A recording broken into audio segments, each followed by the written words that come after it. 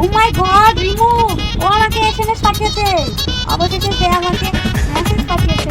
আমি তো বিশ্বাসই করতে পারছি না। উফ, তানিয়া শান্ত হ। কি আমার মহাকাব্য পাঠিয়েছে শুনি? আই লাভ ইউ বলেছে নাকি বিয়ের প্রস্তাব দিয়েছে? ও না, ও আমাকে হেই লিখেছে। শুধু একটা হেই না, তার পাশে একটা ডটও আছে। তার মানে সে আমার ব্যাপারে জানতে খুব আগ্রহী, খুব সিরিয়াস ও আমার ব্যাপারে। একটা যখন হে লিখেছে, এতে তুই একবারে পুরো বাচ্চার নামও ভেবে ফেললি।